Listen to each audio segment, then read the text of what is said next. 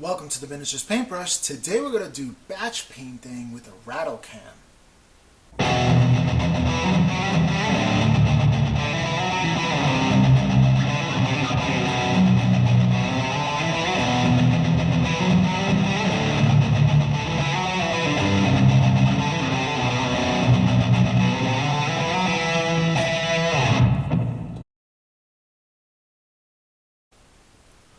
Well, the other day my friend Billy stops by and he comes with Zombicide Prison Break Season 2.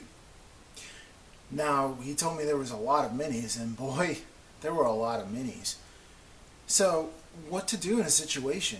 You kind of want to play the board game. So you don't want competition quality models that you're going to spend 2 to 6 months painting one model. You kind of want to batch paint it or paint in an assembly line, but do it as quickly as possible with the highest quality as affordable.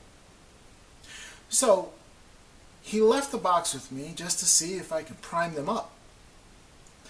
And I was thinking, well, there's a right way and kind of a wrong way to use a Rattlecan.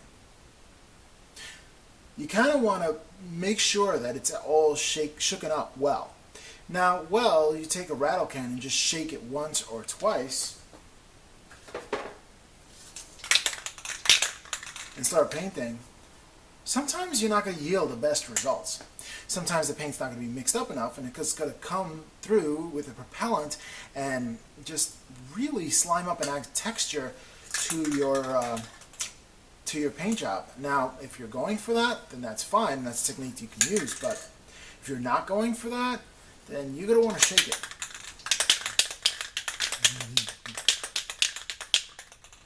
Anyway, so let's get on with it. Today we're going to do some batch painting with the Rattlecan. Alrighty, so here are the miniatures from, and the company's called Comania Knot. The first thing we're going to do is take some mounting tape, and we're going to put that as tacky tape or any kind of wall mounting tape. And we're going to knead it, and we're going to put it on some cardboard.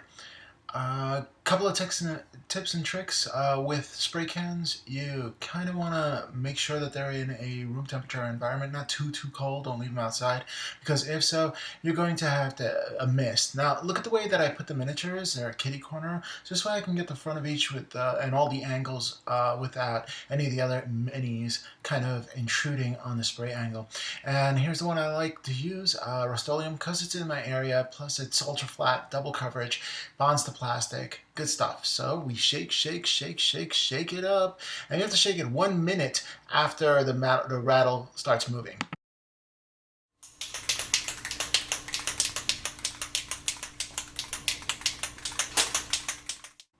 So once you're done shaking it up, make sure you wear some protection for your mouth and your hand if you don't want to paint up your hand. If you like paint on your hand, then go for it.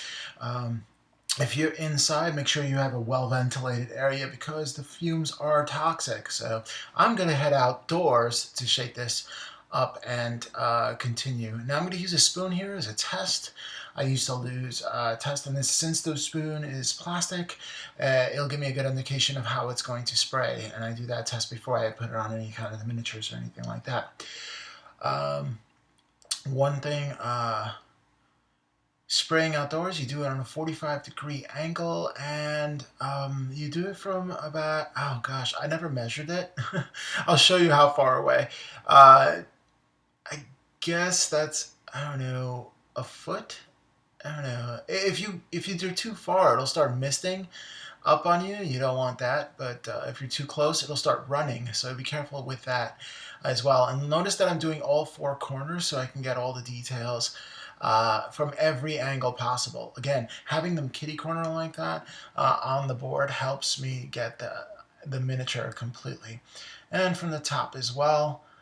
You can use a lot of different things that you can mount this to. Again, the tacky tape is it's a very good product, and it really holds your mini very well, even upside down. And you may want to just hit a piece there, here or there, if you have missed any pieces. when you're spray painting. Again, you don't want it on a windy day because then the spray paint will go all over the place, but you do want it on a nice sunshiny day, no humidity. Humidity will definitely help the paint bubble. You don't want that as well. So there's a lot of adverse things that could happen. So waiting for the right conditions are optimal for spray painting, and there are some dangers and hiccups, so definitely do it in the summer. And when you're batch painting, look at all these. So you can spend an afternoon or two and get all these done with no problem, just batch painting them up.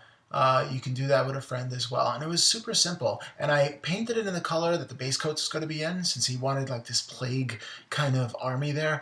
That's exactly what I did. And so it all worked out. Well, there you have it. Now, I'm not saying that my way is the right way. It's just what works for me. And hopefully it'll work for you if you're in the same situation. Well, if you found this video helpful, like, share, subscribe, and I'll catch you next time on the Miniatures Paintbrush.